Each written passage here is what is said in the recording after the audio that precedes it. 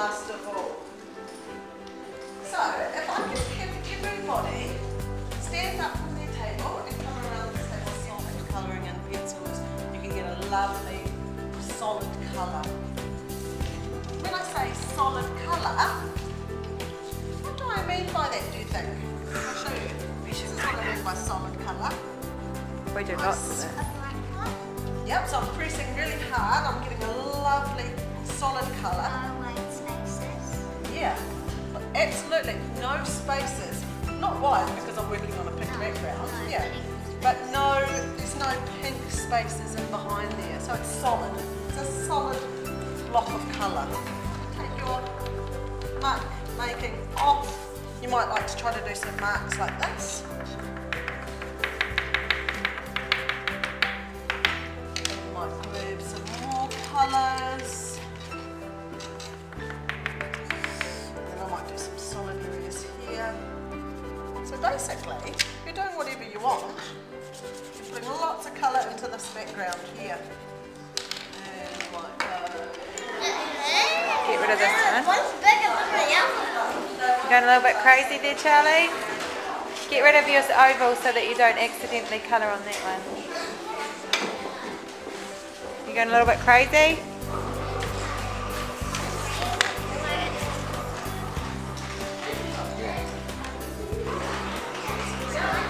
make sure you're using sharp pencils if you need it. Sharpen. Bring it up. Going to have a turn with your ball there?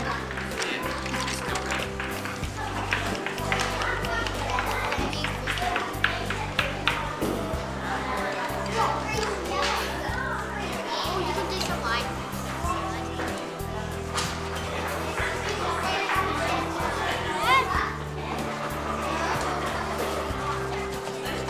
Things for us to put our eyes and mouth on top. So remember, keep it nice and loose. These are looking, this is still perfect. It's great. Okay. PVA, finger, one finger. Dip it in. Turn these works over and just go dot, dot, dot. All the, you know, a whole lot of dots around the outside. A couple in the middle. We put it down like that.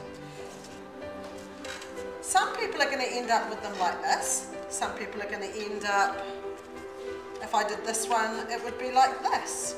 You've just got to sort of find where the curve of your bit of paper fits the curve of the outside of that bit of paper. So the adults can help too. If you're a bit confused about that, we'll help just put them in the right place. So basically, one finger, dot, dot, dot, around the outside. Mine has to be like this. And it doesn't even matter if this is here and this bit's down here. It really doesn't matter. Remember, it's abstract expressionist, so we're not trying to make it look real or anything. Yeah, like that. We're just going, we're playing around with colours and marks. Make sure you take off a bit of water so it's not soaking wet when it comes on here, so give it a little. And then these water ones, they sort of work as water. They sort of work as a paint and they spread around. It'll be the last thing that you do, won't Yeah. it, Louise? That could be finished for me before the next thing. Okay, we're just sort of trying to get an interesting background happening. So, we're gluing them on, then we're doing a little bit more work, linking our colours in from here to here, and then we're using, come up, quick as you can. This is the spray table. You'll have an apron, just put it over your head, don't worry about doing it up flat. These are dyes, and they come out of that little nozzle there, see? Yeah? Spray your hair, gosh. So, lost my track now. Okay, so make sure the nozzle and the hole is pointing to there, because if it points there, it's going to go on the person next to you or into your face. We don't want that. You've got to have quite a strong finger to push it down. The more little pushes you can give it, the better. Like shh, shh, shh. Don't want you holding it close. Hold it far away. Okay. If you hold it close, you get a big blob. Further away, you get a nice fine spray, and that's what we want, really. So when you're up at the table, you choose two colours you want to use. And you're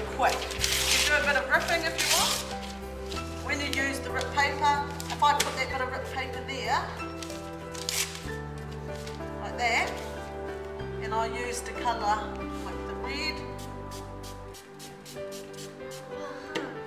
Take it off. It's gone everywhere except for where that bit of paper was. So it's quite nice to get these nice clean areas. You can smell it. And you won't be leaning all over the dye table like this too, because you'll get ink all over your uniform. So actually, before you come up to here, it's a good idea to roll the sleeves up. Roll them up now so you're all ready. So I've done one colour, and then last of all I might just grab a bit of green, and that's it, done. You're not grabbing all of the colours and using all of them, you're just grabbing two. If there's loads on there for the adult at the table, and I'll be around, just put a bit of clean newsprint on, take the excess off. I can go back to my table with that, and I can start working over top of that now with the coloured pencils again. Okay? So let's go, let's get ready.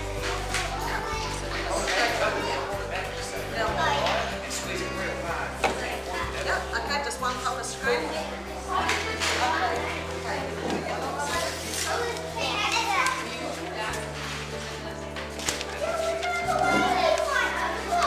Right, are you going to wrap some paper up there, Elaine? Right, come back over here with Mr. Broadbent. He'll help you be your left hand.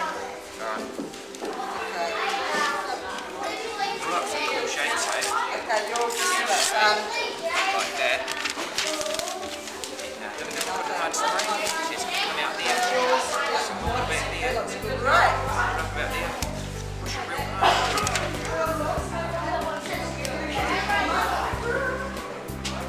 I'll give it a bit of a go first, eh? So get it up. It's like this stuff. You done? You sure you haven't got much on there? Grab another one. What colour was it? That's a bit better. Yellow. Okay. There we go. A bit more colour in there, right? That's a bit better. They're not, are they? So when you're cutting them out, I wouldn't stick it on like that. I would cut it out. It's a bit like an almond, or sort of circular, or an egg shape, like an almond. Almond nuts. Yeah, well, like water drops. You're right.